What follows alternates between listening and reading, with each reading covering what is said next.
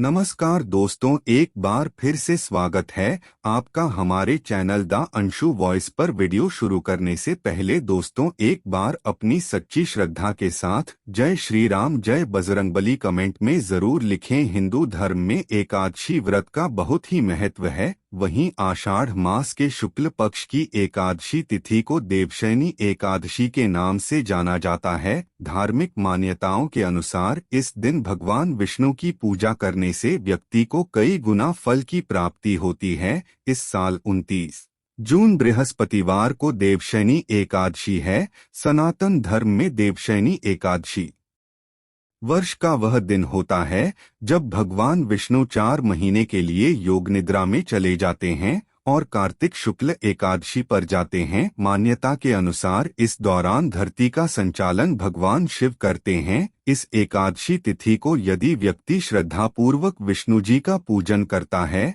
और कुछ उपाय करता है तो उसे सभी पापों से मुक्ति मिलती है एवं जीवन में सुख शांति और समृद्धि आती है। दोस्तों, तुलसी का पौधा तो प्रत्येक हिंदू घर में होता है, लेकिन बहुत कम लोग तुलसी के संबंध में शास्त्रों में बताए गए महत्वपूर्ण नियम जानते हैं। तुलसी की पूजा कैसे करनी चाहिए, तुलसी को जल कैसे देना चाहिए, तुलसी के पास कौन सी वस्तुएं रखना शुभ होता है आदि कई महत्वपूर्ण नियमों का पालन करना आवश्यक होता है। इसके अलावा अगर आप तुलसी के नीचे यह एक चीज बांध देते हैं तो आपको माँ तुलसी का ढेर सारा आशीर्वाद मिलता है और आपके घर में मां लक्ष्मी का सदैव ही निवास रहता है। दोस्तों, तुलसी का पौधा घर में होना परिवार के प्रत्येक सदस्य के लिए लाभकारी होता है। यह पौधा हर प्रकार से उपयोगी होता है। पुराण के अनुसार तुलसी में देवी लक्ष्मी का वास होता है और नियमित रूप से इस पौधे की पूजा करने से लाभ भी अवश्य मिलता है। लेकिन यदि आप तुलसी को घर में रखने के साथ ही उसके नीचे एक चीज बांध देते हैं तो आपको तुलसी लगाने का कई गुना अधिक फल प्राप्त होता है, क्योंकि इस एक चीज के बिना तुलसी अधूरी मानी जाती है। यह चीज तुलसी को संपूर्ण बनाती है, इसीलिए शास्त्रों में इसका सबसे अधिक महत्व बताया गया है। दोस्तों, भारत में ही नहीं बल्कि संसार के अधिकतर देशों में तुलसी को बहुत ही गुणकारी पौधा माना गया है। इस पौधे में अनेक औषधीय गुण होने के साथ ही इसका आध्यात्मिक तौर पर भी बहुत महत्व बताया गया है। एक धार्मिक अनुष्ठान हो अथवा कोई यज्ञ हो, उसमें तुलसी का प्रयोग अवश्य किया जाता है। विष्णु पुराण में तुलसी को भगवान विष्णु की पत्नी कहा गया है। इसी कारण से तुलसी जगत जननी है। तुलसी को समस्त देवी देवताओं से वरदान प्राप्त है, जिससे तुलसी के पत्र को अमृत के गुणों से युक्त कहा गया है। जिससे स्थान पर तुलसी का पौधा होता है उस स्थान पर ब्रह्मा विष्णु और महेश यानी कि त्रिदेव का निवास होता है और तुलसी की पूजा करने से सभी पाप उसी प्रकार से नष्ट हो जाते हैं जैसे सूर्य के उदय होने पर रात्रि का अंधकार नष्ट हो जाता है। शास्त्रों के अनुसार जिन घरों में तुलसी का पौधा सदैव ही हरा भरा रहता है उस घर में सुख शांति और समृद्धि बनी रहती है। भगवान विष्णु की पूजा में और उन्हें चढ़ाए जाने वाले भोग में तुलसी के पत्र अवश्य होनी चाहिए, क्योंकि तुलसी पत्र के बिना भगवान विष्णु किसी भी प्रकार का भोग स्वीकार नहीं करते हैं। इसीलिए प्रत्येक घर में तुलसी का पौधा अवश्य होना चाहिए। अगर आपके घर में तुलसी है तो सुख शांति और समृद्धि के लिए तुलसी माँ को चुनरी अवश्य चढ़ानी चाहिए। अक्सर लोग घर में तुलसी का पौधा तो लगा देते हैं, लेकिन उनसे यह गलती हो जाती है कि वे तुलसी माँ को चुनरी नहीं चढ़ाते हैं, जिसके कारण उन्हें तुलसी लगाने का शुभ फल प्राप्त नहीं हो पाता है। हमेशा ध्यान रहे कि तुलसी का पौधा चुनरी के बिना अधूरा होता है। तुलसी केवल एक पौधा नहीं है, बल्कि वह देवी हैं, विष्णु पत्नी हैं, उन्हें हम अपनी माता मानते हैं। इसीलिए तुलसी को चुनरी अवश्य ही चढ़ानी चाहिए। इससे पति पत्नी में प्रेम और विश्वास बढ़ता है। घर में रहने वाली महिलाएं सदा सुहागिन और सौभाग्यशाली रहती है। लेकिन तुलसी को चुनरी चढ़ाते समय आपको यह बात ध्यान में रखनी चाहिए कि तुलसी को लाल रंग की चुनरी न चढ़ाएं। लाल रंग का संबंध मंगल ग्रह से होता है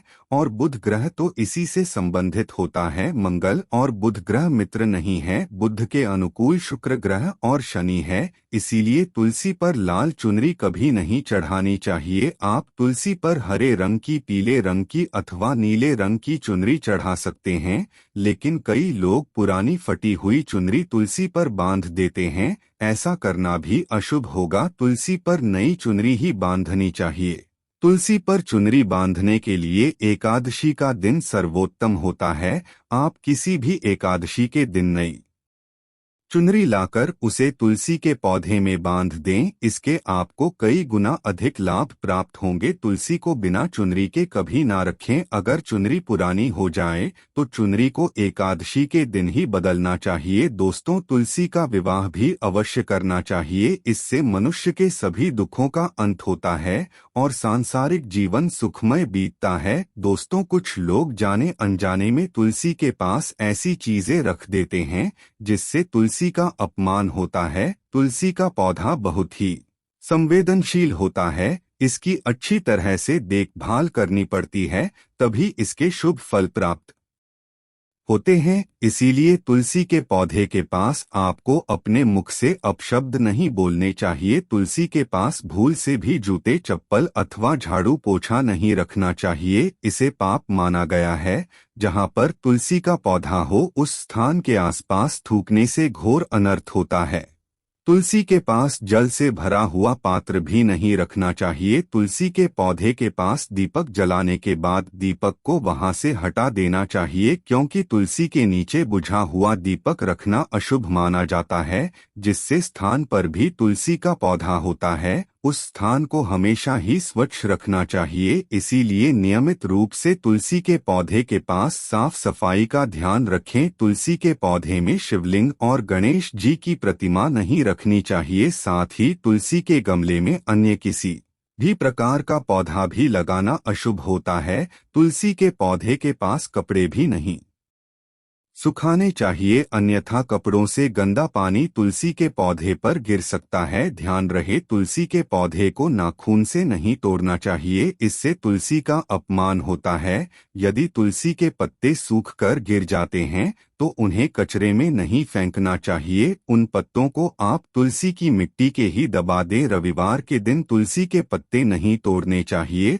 और रविवार को तुलसी को जल भी नहीं चढ़ाना चाहिए। बाकी अन्य दिन नित्य बिना चूके तुलसी को सुबह जल देना चाहिए और शाम के समय एक दीपक जलाना चाहिए। अक्सर महिलाएं स्नान के बाद अपने बाल खुले रखकर ही तुलसी को जल देती है। ऐसा करना गलत होता है। महिलाओं को हमेशा ही अपने बाल बांधकर माथे पर सिंदूर लगाकर ही तुलसी में जल देना चाहिए। इससे तुलसी का आशीर्वाद प्राप्त होता है। घर में तुलसी का पौधा लगाते समय ध्यान रहे कि आप इसके लिए गंदी मिट्टी का उपयोग ना करें। तुलसी के पौधे के लिए शमशान की अथवा गंदगी वाले स्थान की मिट्टी का कभी उपयोग नहीं करना चाहिए। इससे तुलसी माँ रूठ जाती है और सूखने लगती है। तुलसी का पौधा कभी गंदे स्थान पर नहीं लगाना चाहिए, जैसे नाली अथवा बाथरूम के पास तुलसी का पौधा कभी नहीं रखना चाहिए, अन्यथा गंदा पानी तुलसी के पौधे में गिर सकता है,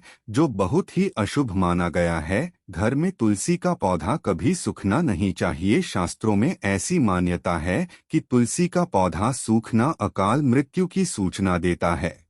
घर में तुलसी का पौधा सूख जाए तो घर की सुख समृद्धि खत्म हो जाती है। सूखी हुई तुलसी में मां लक्ष्मी का वास नहीं होता है। वास्तुशास्त्र के अनुसार तुलसी का पौधा सूख जाए तो यहाँ आने वाली किसी विपत्ति या दुर्घटना का संकेत होता है। इसीलिए तुलसी का अच्छे से ख्याल रखना चाहिए। उसे नित्य जल देकर हरा भरा रखना चाहिए। तुलसी में कभी भी किसी प्रकार के केमिकल नहीं डालनी चाहिए। केवल खाद्य पदार्थ और गोबर का प्रयोग करना चाहिए। साथ ही इस बात का ख्याल रखें कि तुलसी में मकड़ी के जाले अथवा कीड़े नहीं लगनी चाहिए। ऐसे स्थान पर लक्ष्मी वास नहीं करती है। शास्त्रों के अनुसार मासिक धर्म के दौरान महिलाओं को तुलसी के पौधे में पानी नहीं डालना चाहिए और तुलसी को स्पर्श करना भी वर्जित है। तुलसी को बिना स्नान किए जल नहीं देना चाहिए और पैरों में चप्पल आदि पहनकर भी तुलसी को जल ना दे। तुलसी को जल देते समय ध्यान रहे कि वह जल्द आपके पैरों पर ना पड़े, इससे तुलसी का अपमान होता है। श्री कृष्ण कहते हैं,